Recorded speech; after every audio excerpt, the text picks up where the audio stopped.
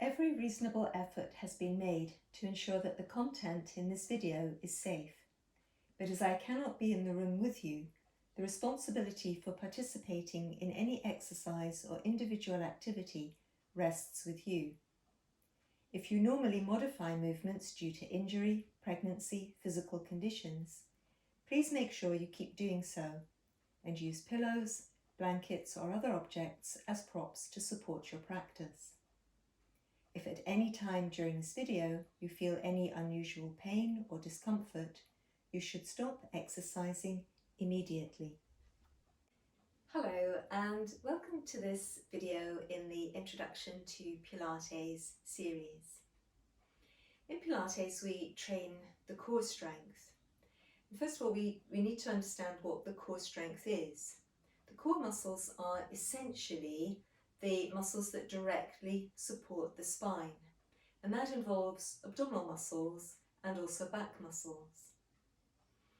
The next question is really, what position do we want to support the spine in? And the answer to that in Pilates certainly is the neutral spine position. Our spines are made up, when they're in the healthiest state, of 4 natural curves. The structure of the bones is made in this sort of S-shaped series of bends. And we probably know the shape of those S-shaped bends, but perhaps not consciously. We may just know them intuitively. But let's think about them now. So if I'm standing nice and tall, and you're looking at me sideways on, you would probably think that my neck would curve forwards. So the back of the neck curves forwards. Then in the back of the rib cage, usually the spine curves just a little bit backwards. And then through the small of the back of the waist, the spine curves forwards again. And then at the very base of the spine, the sacrum and the coccyx, the tailbone, that curves outwards again. So these 4 curves in the spine make up the 4 curves of the neutral spine. Now, a lot of the time we may have taken up habits of standing like this, or even like this. And there's a difference between what feels natural because it's habitual and what is really the natural ideal structure of the spine, which is the neutral spine and the 4 natural curves of the spine. For all of us, because we have postural habits, because our bodies are different sizes and different shapes, so that just as if we were to hold our hands up against one another, my hand would be a different size and a different shape from your hand because the bones are a slightly different size and a different shape. That also applies to the bones in the spine. And also in the spine, significantly, we have intervertebral discs, the cartilage discs, which help to absorb impact between the bones of the spine. And these will be a different size, a different thickness, a different level of wedge between the front and the back on each individual. And all of these factors go towards how our individual neutral spine looks. It will look a little bit different from person to person.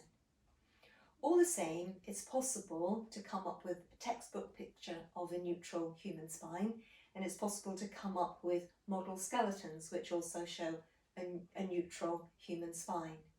But for each of us, we have to slightly look for that within ourselves.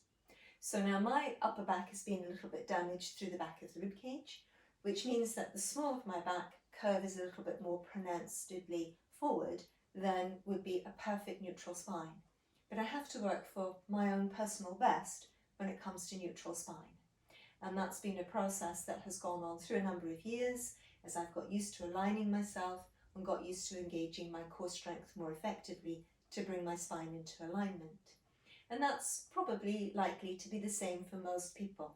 We try our best to find neutral spine, but we're going to have to get used to finding our own neutral spine, and we're going to have to get used to holding that neutral spine in position. It takes practice, but that's fine. That's just the way it is. So to think about our neutral spine, first of all, in standing, may be the easiest for us to connect with. And in this video, we're going to look at neutral spine in standing, in supine, where we're lying on our back, in prone, when we're lying on our front, and also in side lying, where we're lying on one side. So the first one then, looking at neutral spine in standing. It will help us to find a neutral spine if our legs are well aligned with our pelvis, where the base of our spine begins. So usually we think in terms of about a 2 fist distance between the heels, and that will equate with about a 1.5 fist distance between the knees. And we let the weight be as evenly distributed between the heels and the balls of the feet as possible. The pads of the little toes should be down. There's a little bit more weight there through the heels and the balls of the feet.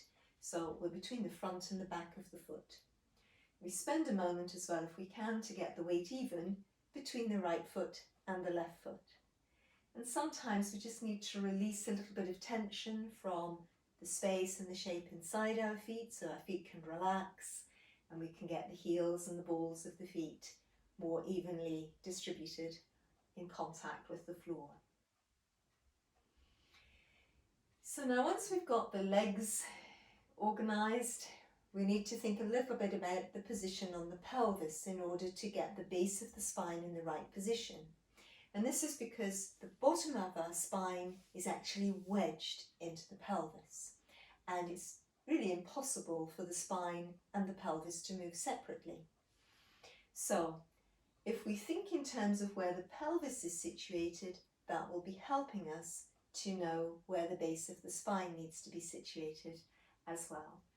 And we're just going to let the tailbone draw forwards a little bit, so the small of the back lengthens and flattens, and then we're just going to think in terms of the tailbone moving back a little bit so that we slightly emphasize the arch in the small of the back again.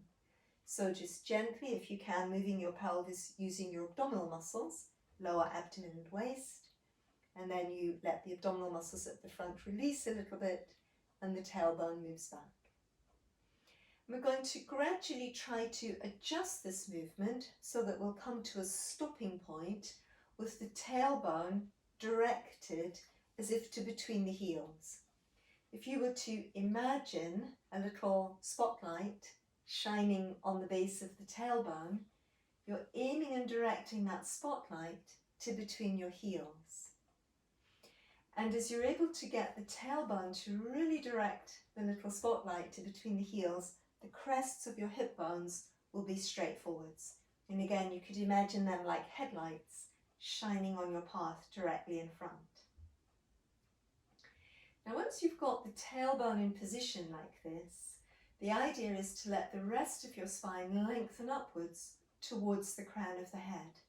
A neutral spine is always a lengthened, activated spine.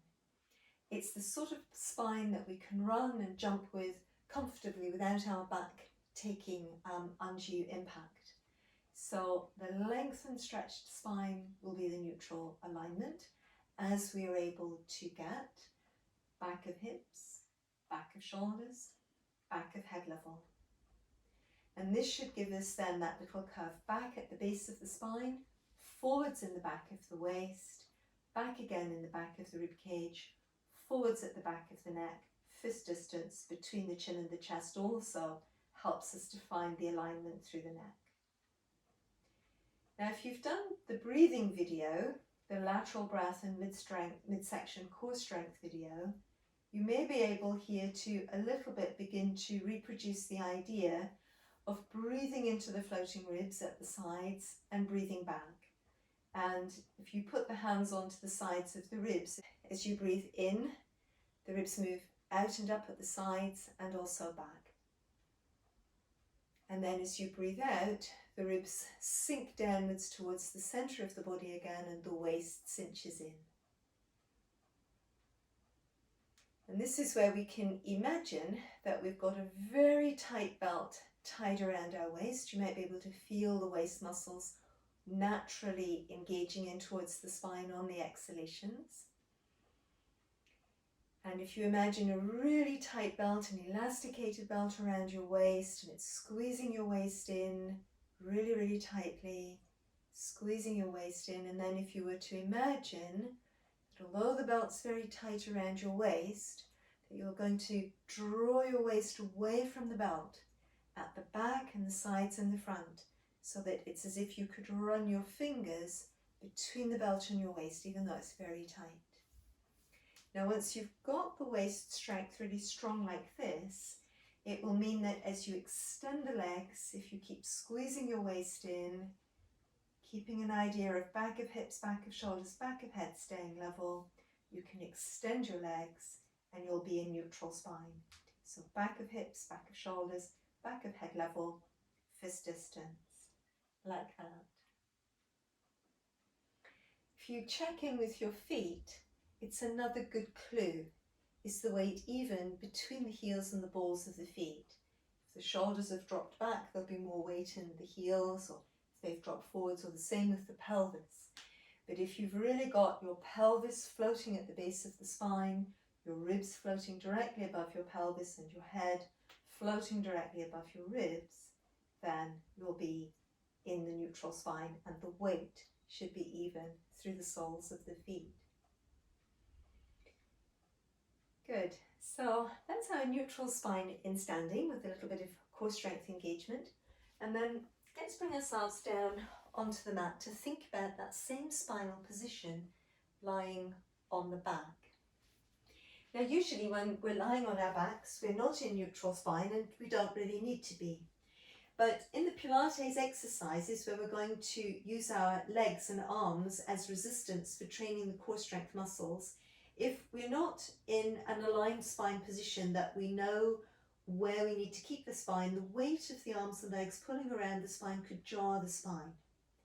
So the neutral spine is a good position to train our core strength in because it's a useful position for good posture. But it also gives us a reference point that we know if we're keeping the spine stabilized in the neutral, that the legs and the arms aren't wrenching the spine, causing it to be jarred, potentially perhaps injured. So coming down onto the floor, we need to again check that the spine is nice and long. So let's lift the hips up and then replace the pelvis to the mat, balancing the weight out right side, left side. And then let's lift the ribs up and lengthen the spine in our waist out of the hips and bringing the ribs down towards the mat, balancing the weight out right side, left side. Let's pop our hands in towards the back of the head to support it with the hands, and then releasing from between the shoulder blades through the back of the neck towards the back of the head and just bringing it down towards the mat.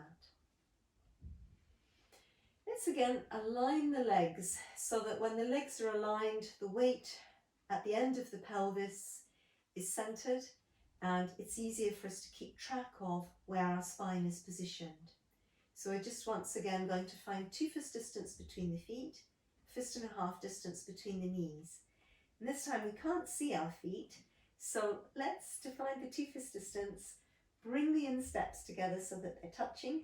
We're going to keep the heels on the mat and then just turn the toes outwards and then bring the heels in line with the toes from behind. And that should have created about the right spacing there. It's always probably more comfortable just to practice the neutral spine with the arms by the sides. You can always roll them outwards as well, which will help to keep the chest more open. But I'm going to bring my arms away from the sides of my body so that you've got more chance of seeing what my trunk is doing during the movement. And I'm just going to, with the exhalations, let the weight of my spine sink towards the mat. And then with the inhalation, I'm going to roll the base of my spine so the top of the back of the tailbone is in contact with the mat. And if I imagine that little spotlight on the base of the tailbone, it will be shining to between my heels again. Also, the spine in the back of the waist is no longer resting in contact with the mat. It could be that my body is resting in contact with the mat, or your body could be resting in contact with the mat, but the weight of your spine is not resting into the mat through the back of the waist.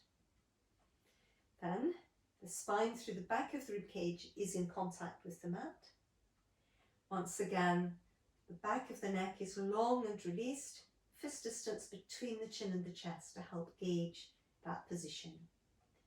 So once again, with an exhalation, we're just going to let the weight of the spine relax towards the mat. And as we breathe in, directing the tailbone so that the little spotlight on the base of the tailbone shines through to between heels. The crests of the hip bones are directed up towards the ceiling, the headlight shining straight up to the ceiling. A little bit of space through the back of the waist between the spine and the mat. The weight of the spine through the back of the ribcage resting in contact with the mat. Fist distance between the chin and the chest. So again, as you breathe out, allowing your spine to relax into the mat. Let your legs stay relaxed and your hip joints and your gluteal muscles all stay relaxed. And then as you're breathing in, let the base of the tailbone direct as if to between your heels, crests of the hip bones, pubic bone level if you can. A little bit of space between the spine and the back of the waist and the floor. Spine through the back of the ribcage in contact with the mat. And that fist distance between the chin and the chest. So once again here, if you just come back to the breathing practice, if you allow the nostrils to open from the inside with the inhalations, allowing the space at the back of the mouth to open and soften from the inside to receive the inhalation, allowing the throat to open, to soften from the inside to receive the inhalation. As the breath comes into the chest, if you can visualize from within the chest, space opening up between the breastbone and the spine, and also space opening to the right side of the ribs and the left side of the ribs, and right down into the floating ribs, letting the breath widen all the way through. And then on the exhalations, allowing your breath to begin leaving the body from the top of the breath, breathing out through the nostrils, then the back of the mouth, through the throat, the upper chest, mid-chest, depth of chest. So breathing in from the inside, just feeling that the nostrils and the throat open to receive the breath. The chest opens between the breastbone and the spine, and from the inside widens down into the base of the rib cage. And as you breathe out, breathing out from the top of the breath through the nostrils, back of the mouth, throat, breath leaving from the upper chest, mid-chest, depth of chest. And usually with this wide breath, this lateral breath, and especially when we breathe out with a nice strong exhalation like this from the top of the breath, we'll begin to feel automatically that the muscles around the waist are engaging in towards the spine. And we can emphasize that sense of contraction around the waist as if, again, it's a belt squeezing in around the waist firmly and tightly, beginning at the back of the waist, wrapping around into the sides and into the front of the waist. But there's a possibility that we may not feel the action of the waist muscles engaging from deep within the waist when we first start Pilates. So in order to feel it, we can perhaps get a little bit more information from our hands. We're going to put the thumbs at the back of the waist, the webs, this part here on the hand at the sides, and the index fingers to the front. And again, just looking for this nice internalized, spacious inhalation, just widening down into the base of the chest. So you feel the effect of the breath as it comes into the hands in the thumbs, then the webs, then the index fingers. Seeing if potentially the strongest sense of the breath as you feel it in the hands comes into the thumbs. And then again, as you breathe out from the top of the breath, nostrils, back of the mouth, throat, upper chest, mid-chest, depth of chest, you should feel that the waist muscles engage nice and firmly in towards your spine. It's like a belt fastening. If you had 10 notches or 10 holes on your belt, let's say you're fastening through to your 7th notch, 70% of your maximum strength, just under 3/4 of your maximum strength. Checking in with your legs, let them stay relaxed in the hip joints, gluteal muscles relaxed, feet relaxed. So you've isolated to your core strength and in neutral spine here.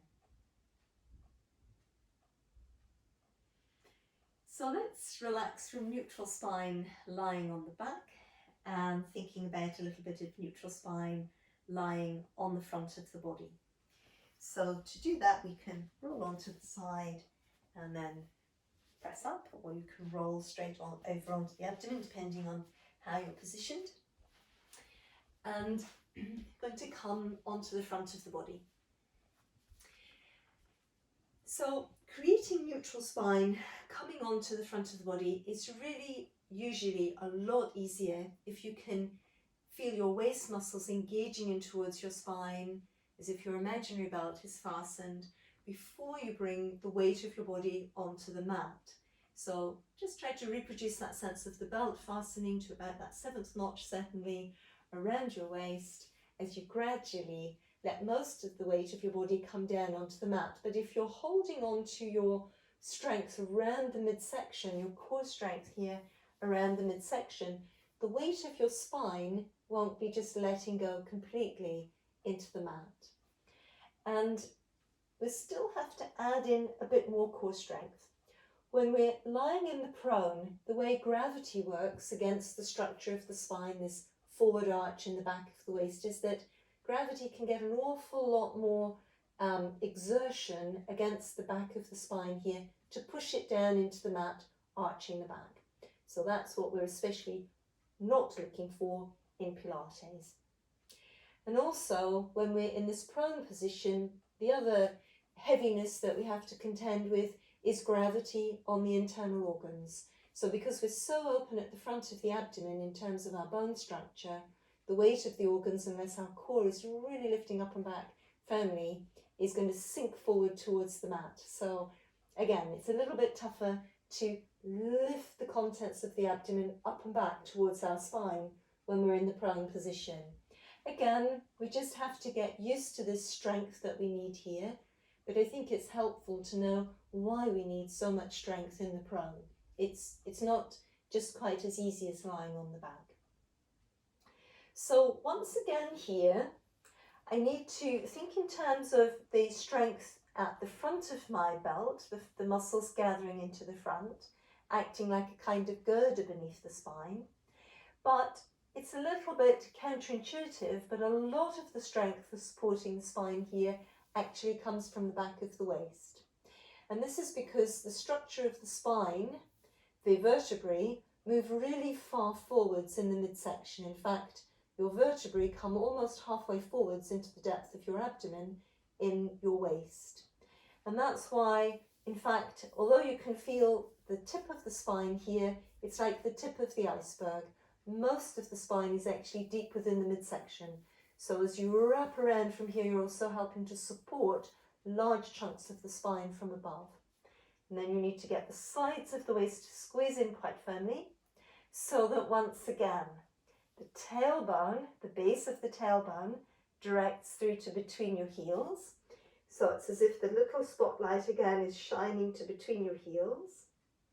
And then if the waist is working really firmly, the crests of the hip bones, the headlights are shining straight down into the floor. And the waist muscles lift the back of the spine up a little bit in the waist there. Try to let your shoulder blades be nice and wide and moving down the back. And it's usually helpful as well if you can just lift up a little bit in your lower abdomen, but let your legs stay relaxed and your bottom stay relaxed. So the core strength work that's bringing you into neutral is all around your back and through your abdomen. And there's the neutral spine. So in this position, of course, when we're lying on the front, if we want to keep the abdomen and the lifted up and back, we're going to have to keep our breath moving back and wide. This is another point where the lateral breath is really helpful. So I just do 2 or 3 breaths here where I breathe back, and you may be able to see that.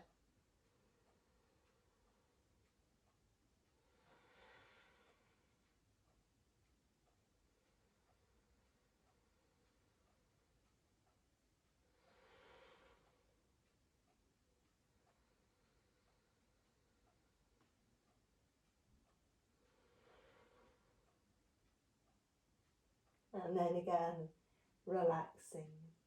So when in the lateral breath, in the prone, your breath pulls into the back of the rib cage and sides, It helps you to keep your abdomen lifted also on your inhalations, and then of course you can renew that waist strength, fastening in on the exhalations. The ribs will narrow in, and because the core strength's pulling in towards the spine, it gives you the opportunity to again realign your spine back to the neutral, direct the imaginary spotlight on your tailbone to between your heels and the crests of the hip bones straight forwards into the floor. So now that's prone, supine and standing.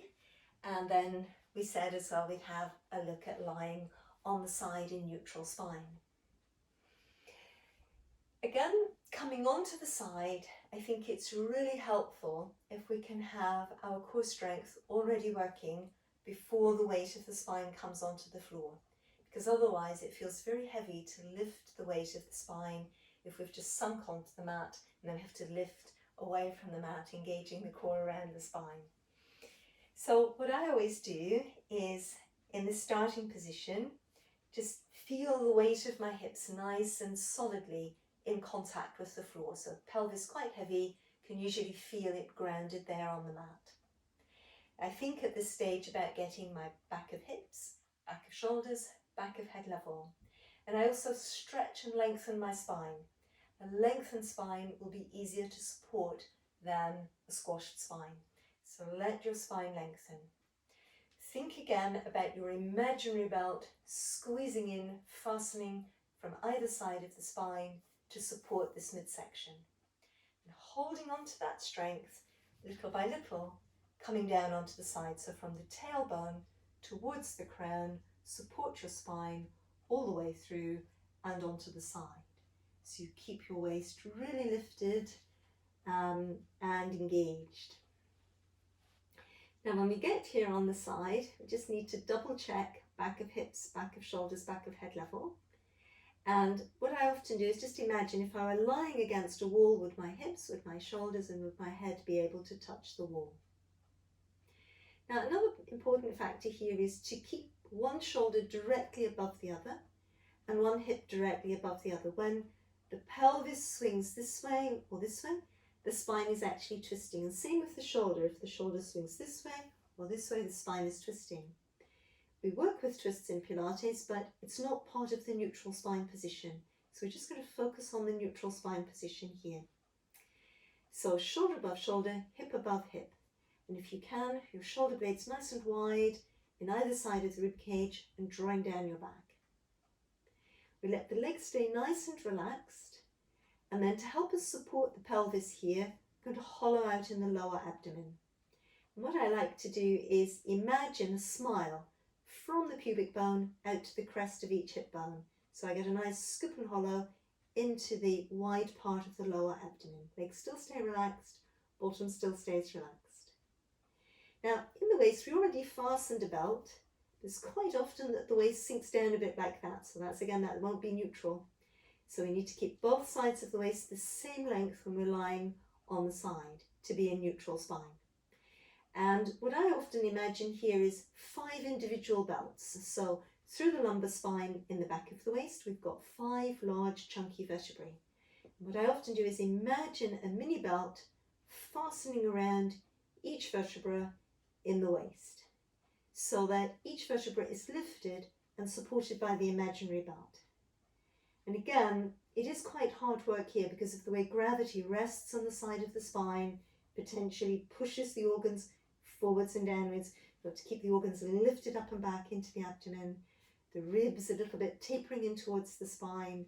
And here we are now, ready to work in our neutral spine position, lying on the side. Usually you need quite a lot of space between the hip and the shoulder. If you're a little bit like that, just push the hip away and that will stimulate your core strength. You feel the strength you need, and then you can just reproduce that as and when you need it. Good, well done. Let's have a little look at that on the other side as well. So you can have another practice on the other side. Let's see if we can run through a little bit more quickly on the second side. Weight of the hips in contact with the mat, nice and vivid. Back of hips, back of shoulders, back of head level. Stretching our spine. Already adding in our imaginary belt on the 7th notch to support us around the midsection. then away from the weight of the hips, lengthening the spine through towards the floor, coming down.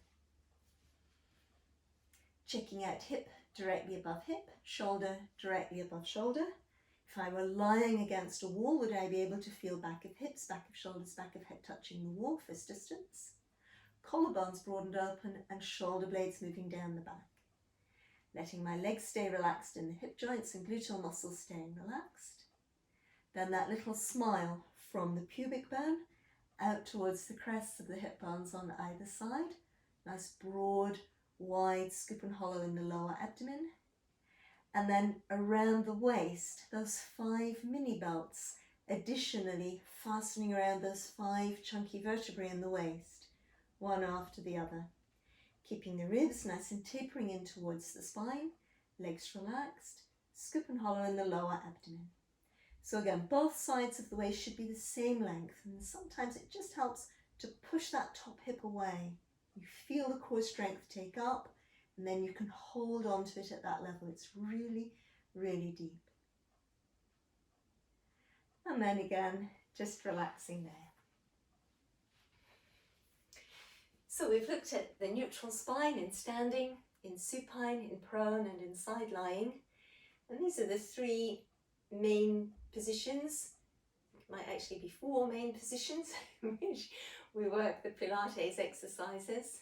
Sometimes as well, we work exercises in seated. It's not as common, especially in the beginning stages of Pilates, but here that would be once more, same as for standing. Back of hips, back of shoulders, back of head level, fist distance, broad and wide across the chest, the rib cage and the collarbones, broad and wide across the pelvis, the little smile in the lower abdomen, broad and wide scoop and hollow, the belt fastening, squeezing in from behind, breastbone and spine moving towards one another, and a nice wide breath here as well, helping us to stay tall and strong in our neutral spine with the core strength working. I hope that's helped to clarify neutral spine for you. Keep practicing, keep working on looking for neutral spine. It's nearly always a work in progress to find your own neutral spine. Thanks for watching and happy practicing.